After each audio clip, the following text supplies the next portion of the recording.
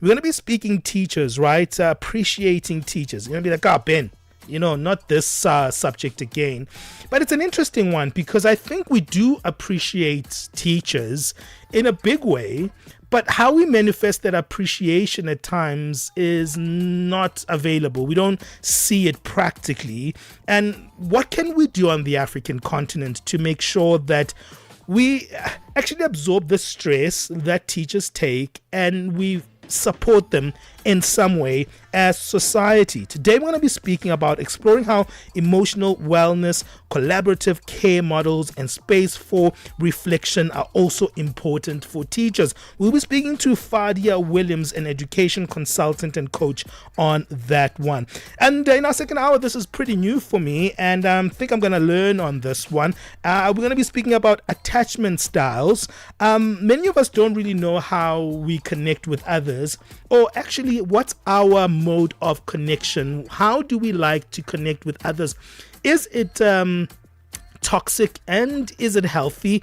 How do we make sure that when we are making that connection, whether it's with our families, whether it's with our partners or our children, that it comes from a healthy place? That's what we're going to be speaking about today. Attachment styles, where they come from and why they matter. We'll be speaking to a psychologist on that one. And in our Live Well feature, we'll be speaking schizophrenia. It's very misunderstood, and there's been a lot of conversations around schizophrenia, but a lot of the time we go back right to our perceptions that are wrong around schizophrenia. Have you ever spoken to maybe colleagues at work about maybe someone who struggles from schizophrenia, like, hey, they at it again, man.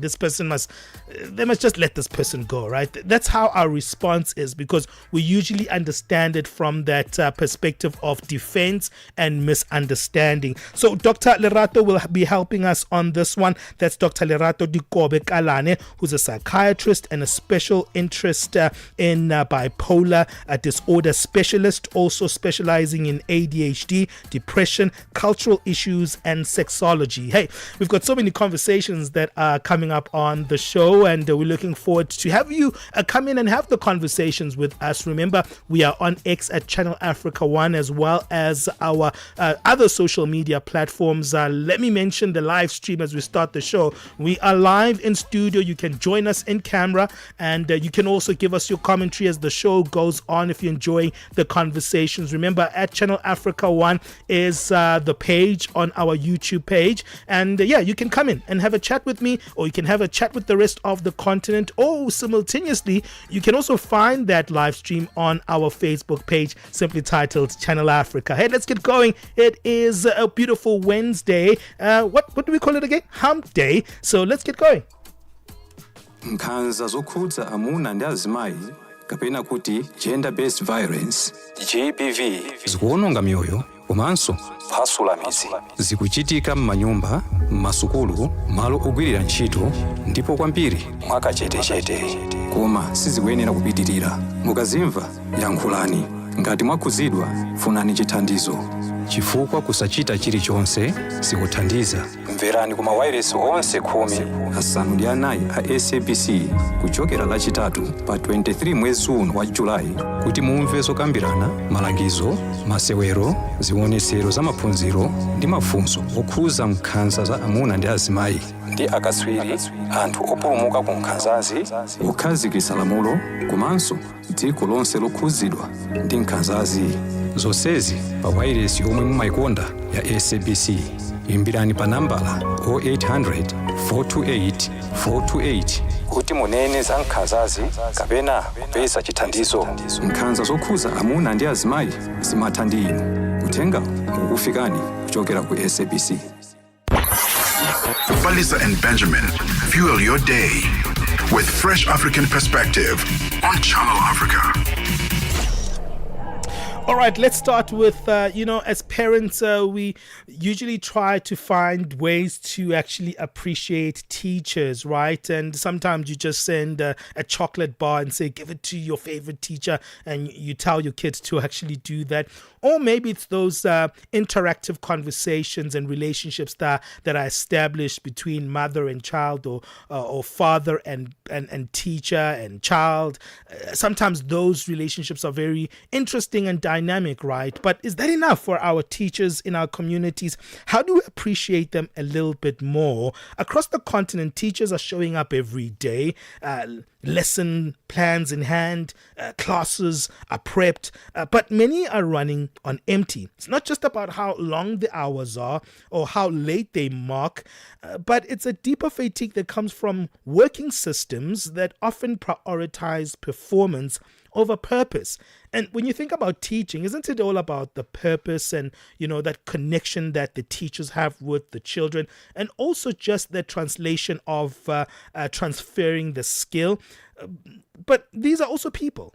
Because teaching isn't just about curriculum or classroom control, it's human work. Today, we're going to be exploring how emotional wellness, collaborative care models, and space for reflection can ignite the passion that brought so many teachers into the professional space in the first place. Fadia Williams is an educational consultant and coach and helps us on this one. Fadia, welcome on the show. Thank you for having me, Benjamin. Hey, it's nice to be here. It's a pleasure, right?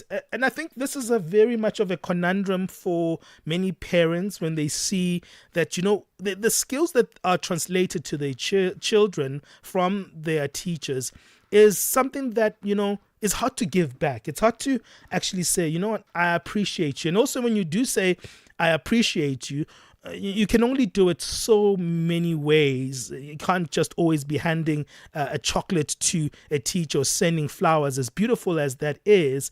But there's many things that we can do to celebrate the teacher, right?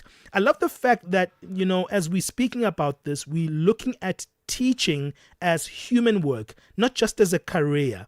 How important is it to see it from that dynamic? That's such an important question, because I think teachers themselves forget why they got into it. We always say teaching is a calling, it's a vocation. But at the end of the day, we have to realize the pressure on teachers, and besides the admin, besides the workload, is teachers themselves forget.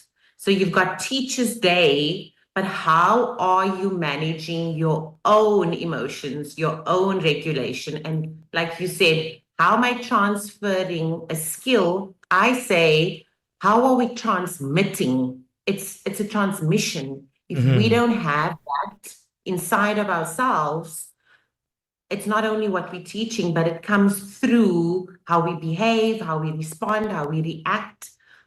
So it's going back to that. Is this a calling, and why did we get into teaching in the first place? I mean, I think about that. Why are we getting into teaching in the first place? Someone would say it's about education. It's all about the focus is there. But I agree with you. I think there is a calling element when it comes to teaching. But sometimes there's something that creeps in many societies, right, Fadia, where, when you look at the unemployment rates in a country like ours, people end up going for teaching because, it's a career, it's an option. I'm going to do it because there's no other thing to do. And some people find themselves in the wrong career because, we're speaking about something that is a calling. How do we deal with environments like that can easily be, interpreted as something as they aren't? Because it becomes difficult if you're in a teaching environment, but that's not your calling. Absolutely. And on 3 levels. Number 1, school leaders and school principals are wanting to attract the teachers that feel that it's a vocation. I myself got into teaching because I thought, woohoo, school holidays, weekends off, because I was in the film industry, in the media industry, but I'm a 4th generation teacher. My mother, my father, my grandmother, my grandparents were teachers. So for me, it was a natural thing for me to do because I saw them, right? And only to realize that the idea of this career coming home at 3 o'clock, sometimes 2 o'clock, having holidays, I never worked as hard as I did as a teacher. It was prep.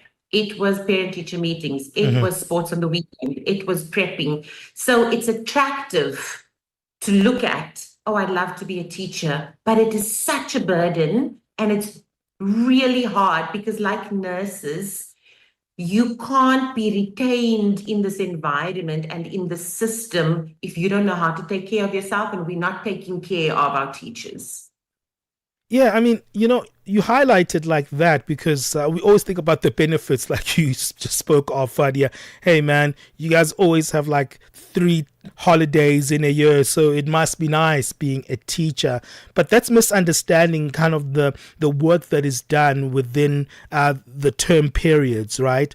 Let's talk a little bit about that, creating an environment whereby we do understand that a teacher's work is really human work, and it actually is established by the fact that we also have to create that human work where they are flourishing as teachers.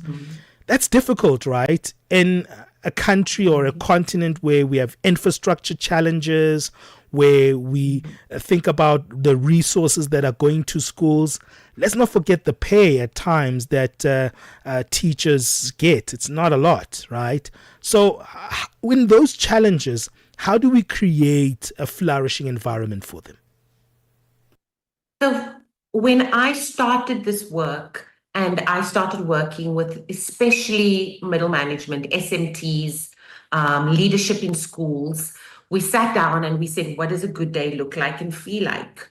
And they said, what do you mean? I said, what does a good day look like and feel like in the school? And they were so used to being bombarded with crises, with changes, with change management, that they couldn't even imagine what. They laughed, like, what does a really good day look like? And the way we work with a model that we work, it's actually called coach, right? It means that initially you have to consult with each principal SMT and say, at this school, in this neighborhood, in this community, what are your challenges? And then we go, okay, how do we create an environment where teachers can handle, manage, and self-regulate? Because we cannot control what's going to come our way. One day it's a parent, one day it's administration, the next there's gang violence in certain areas. We have to build and develop a holistic approach to school development, not only skills, how do we teach teachers to teach better, but we have to create an environment where the workshops and the professional development and what we transfer to our teachers is how they are compassionate with themselves so that they can be compassionate with whatever comes their way. So it's a tool, it's socio-emotional learning for the teacher so they are able to handle what comes. I can't control what's going to happen to them, but we can manage how they respond. Okay, that is interesting. I want to get some examples of that. It seems like a lot of work, additional work for them as well, as they try to also navigate their own healthy environment in the industry that they're in, Fadia. We'll come back to that and see if you can give us some models of those care models. We're speaking to Fadia Williams, an educational consultant and coach. Hey, we love our teachers, don't we? They are so pivotal in the development of our children. How do we make sure that they are in a cared for environment, but also that we are also not just thinking about our children, but also we knowing that the truth is the health of a teaching environment is based on a healthy teacher. We'll continue this conversation after the break. AUSISA, the Association of Water and Sanitation Institution of South Africa, is a platform uniting Africa's water professionals. This November, Africa leads the conversation on water and sanitation. Join global and African leaders at the AUSISA Africa and Global South Dialogue 2025 from the 9th till the 12th of November at the Emperor's Palace, Johannesburg. From policy innovation, this is where action meets collaboration for a water-secure future. Register today at ausisa-watersun-dialogue.org or follow at Ausisa on social media. Ausisa, working together for sustainable water and sanitation security in Africa. Você é fluente em português? É apaixonado por rádio e quer trabalhar na África do Sul? Você tem documentos que o qualificam para trabalhar na África do Sul? Nesse caso, podemos ter uma oportunidade para você trabalhar no Canal África. Envie seu currículo e demonstração para Canal África at newsroom@channelafrica.co.za. Lembre-se, se você não receber alguma resposta nossa em 14 dias, isso significa que você não foi selecionado. Canal África, a perspectiva africana. 9 to 12 midday, Central African Time. On the Move with Palisatau and Benjamin Moshatama. Hey, just a reminder that we are on our live stream. You can join us on our Facebook page, Channel Africa. And remember, we're also live on that stream on YouTube. But just look for our handle at Channel Africa 1 or search for our page simply titled Channel Africa. Remember, subscribe as soon as you get on that YouTube page because we want you there. Joining us in that live stream is Fadia Williams, an educational consultant and coach. And we're trying to humanize the teacher environment. One would say, it's humanized, Ben. Already we know that teachers are humans. No, we don't. Actually, at sometimes I think we just want results from our teachers. And we forget the fact that teachers are also humans. They have to work in environments that are healthy, but that they themselves also need to be taken care of. And Fadia Williams works in this area and is helping us understand this. Fadia, you were speaking a little bit about the self-care that is needed for teachers themselves, but one would say that's added work for them. How do you make sure that when you incorporate these care models that they are not going to be an additional burden to them? Give us some examples of how it works. So I'm not going to be the one that screams self-care because it is an ideology of me alone taking care of myself, Sure. right? So I just want to reframe parts of the care model. Okay. If I don't have an ability inside of myself to take care of myself, and then I have this added pressure of taking out more time to do this self-care, I always start with the community that we are in. We are in a school environment, and I have to bring a care model in from the top down. So we do start with leadership because we can't work with teachers if the leadership and the school management system and all of that does not create that environment for that care to happen. Another thing that you said earlier was teachers are humans as well. We have such expectations that our children are with these human beings all day. So taking the time out to, number one, plan to create workshops or holistic development for teachers. As you plan for 2026, you know your term dates, you know when your exam dates are, plan each quarter to have time for teachers to do this work or for us to provide the work. The second thing is, when we think of staff meetings and we think of taking care of our teachers, our management team, when we work with schools, is they start building relationships with novice or rookie, we call them rookie teachers, and we pair them up in collaborative care models with veteran teachers, and we put them on a very simple check-in of 10 minutes a week. So we give them the model of check in with your rookie teacher or your novice teacher 10 minutes a week. And I have videos on YouTube of how I did this in Langa in Cape Town. So one, you have to plan the time so it doesn't feel like a fumble. You have to work with what you have, your resources. You've got your SMT. They can take care of 3 to 4 teachers. I had a school that had 72 teachers and 4 members of leadership, including the principal. Wow. And we literally divided everybody up and said, for this whole year, these are going to be your 12 to 13 people, and every week, and we blocked it, every week you're going to sit down with that person for 10 minutes. So there are ways of doing it, but I'm telling you, it's so imperative because we have an expectation, outcomes, our teachers are supposed to be helping. We have to be helping our teachers. We have to be creating these care models in our schools. And practically, how would it look like, let's say, in a day? What would that support system look like in terms of a practical level?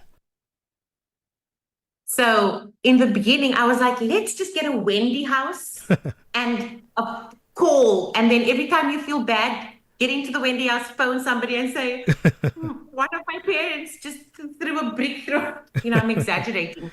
But I wanted them to have like an opportunity. They do this with, these people these telemarketers that phone you. Yeah. And then we get on the other, stop phoning me. Who gave me a number?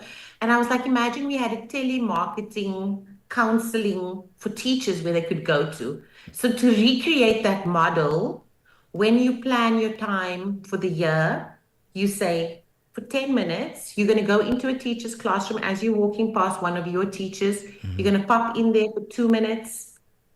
2 minutes, we time people. Okay. And then for 3 minutes, when you see them, you ask them, how did that lesson go? How are you feeling today? What? And you plan in the time that you have. You say, I'm going to sit down with Fadia for 10 minutes on the 2nd of April. And then you honor that time. And I promise you, the changes that we've seen, and it's so funny because people think school environments are just academic. That's what they're there for. Sure. But what we did is with one school in Trevor Manuel School out in the Western Cape, we had teachers color in for 10 minutes. Just for 10 minutes colored in. Nice. No questions. No. And immediately there was a shift in the morale. It completely boosted the morale. They were joking. They were laughing. I said, I colored in a pig. I colored in a tree. Just shifting the way we role model how we take care of ourselves and how we take care of our teachers will be role models for our communities and our societies of how we take care. We just have to be present for them. And I'm thinking, if a parent is listening to this conversation right now, say, okay, I hear that. How do we as parents also contribute to this and make it easier for teachers? I'm a parent. I have 7 children and I homeschool. And it's like, oh, are you in education, but you homeschool? I homeschool my daughter. I have babies, so they're not at school yet. Sure. And I think of what I used to receive from the parents. And I can tell you there was maybe one instance in 1 year where I had a parent be extraordinarily nice. Parents also have so much pressure. I think it's just recognizing in somebody else with a compassionate heart. But if I don't have this compassionate heart, if I haven't received compassion, if I don't have the toolkit because we teach individual teachers, somebody comes towards you and they walk you fast and the it's going to hit the fan. What do you do? How do you listen? We also teaching skills. And I love doing community days where we have parent-teacher meetings and we share and teach parents. It's knowledge. We don't have all the knowledge of how to be present, be human, and seek compassion in somebody else that also has an expectation of us. So it's a two-way street. All right, Fadia, unfortunately, we've run out of time. There's so much to unpack on this one, but I think you've given us the crux of the matter. Fadia, how do we get hold of you? Where do we go if we want to see some of the work that you do? So I'm on Facebook, I'm on Instagram. We also have a WhatsApp business number, queries about workshop dates. We travel all over South Africa. We come to your school, right? We work with community, CSIs, nonprofit organizations. But the way that you can get a hold of me if you want to get our brochures or our company profile is our WhatsApp business number. May I share that, or do I give that to you? I think just give us the online platforms. I think that works much more easier, and people can link up with you on those social media platforms. Yeah. Okay, so Facebook, we are on Facebook, and we've got the WhatsApp link and the IG link. It's called Mick Williams, which is MC Williams and Company. So it's Mick Williams and Company Educational Services, and it's an MCW. We're on Facebook, and we also are McWilliams_educate on Instagram. And if you've listened to Channel Africa and you've listened to this interview and you really want to speak to something very specific, I'm going to say Ben in a message, and I'll get in contact with you directly. Fantastic. And then I'll know where you heard about Sure, this. Fadia, we have to leave it there. Thank you so much for giving us your time here on Channel Africa. Thank you. That's Fadia Williams, educational consultant and coach. Makes you think, doesn't it, right? How we teach our children, but who's teaching our children and what environment they're working in? And as parents, how do we contribute as well to that teaching environment? What's your take on that conversation? Remember, we have that live stream happening. You can give us your thoughts on this one. How do we take care of our teachers? Let us know on that live stream. Or you can WhatsApp us on +2763 406 9126. Time to move on right now. Let's get the latest sports. Sports on Channel Africa. The African perspective. It's a very good morning from the sports desk. I am Musibudi Makura with your latest sports news at the hour. So South Africa's women's national football team Banyana will face the Democratic Republic of Congo in a Crunch Women's Africa Cup of Nations qualifier tonight in Kinshasa at 6 p.m. Central African time. So both nations aiming to improve on past campaigns with two-legged time, marking, of course, a vital step toward Morocco in 2026.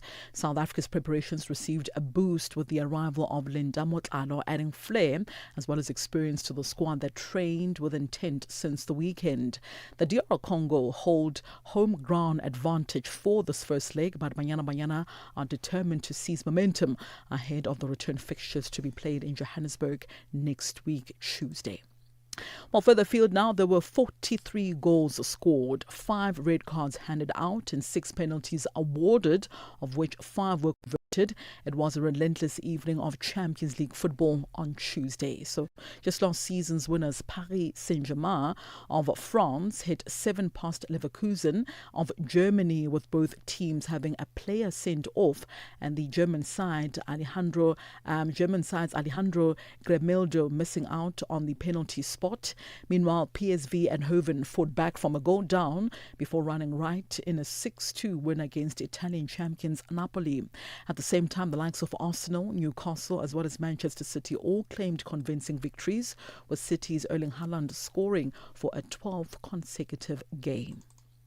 In some cricket news now, South Africa's all-rounder Marizanne Kamp starred with both bat and ball for the Proteas women's side as she played a key role in their 5th win of the ICC Women's Cricket World Cup over Pakistan just last night. Now, the SA women's side crushed their opponents by 150 runs via the Duckworth-Lewis Stern method in Colombo, with Kamp also contributing 68 with the bat and then returning with impressive bowling figures of 3 for 20 in a heavily rain-affected encounter. She says everyone in the team has made their contributions at this year's tournament, which bodes well going into the semi-finals. I think it was a very good performance with the bat. I feel like the way Wolf and Tsuneki set it up for us to come in and just lay it out. A bit disappointed that we couldn't get the 50 overs in. But like I said, everyone's had a good hit out now. Most batters have confidence. The bowlers have been bowling well. So everything seems like it's coming together. It would have seemed very hard to imagine Kamp as well as her team in this sort of form. This after they suffered a heavy defeat to England in the opening match of this year's tournament just a few weeks ago. She was happy with just how they turned things around from that moment, and now even more so that they've made it to the semi-finals of the global tournament. Yeah, look, we were very disappointed with that performance against England. We felt like leading up to this World Cup, our preparation has been very good. Luckily, like you said, we turned it around very quickly, and again, I think that's the hard work that we've been putting in behind the scenes. And again, I think that's the beauty of this team, where we've not been relying on one person, and more people are starting to click and putting in performances. And finally, on to this story. Athletes from Russia as well as Belarus will not be allowed to compete as neutral athletes in qualification events for next year's Winter Olympic Games in Milan as well as Cortina, following a vote by the sports governing body on Tuesday. So the International Ski as well as the Snowboard Federations, also known as the FIS decision, means that unless a late change occurs, Russian as well as Belarusian skiers as well as snowboarders will not be able to take part in the Games, which begins on the 6th of February 2026. Now, in September, the International Olympic Committee, also known as the IOC, said it would allow Russian as well as Belarusian athletes to compete at the Winter Games under a neutral flag as well as strict conditions, as they did at the Paris Olympic Games, but the final decision would then rest with individual sports federations. Just last year, 50 neutral Russians as well as 17 neutral Belarusians accepted an Olympic invitation to compete at the Olympic Games. And that's a wrap from the Sports Desk at the SAWA. For any sports stories you'd like to share with us, please send us an email. That's to newsroom@channelafrica.co.za. Alternatively, give us a call. The newsroom line is +27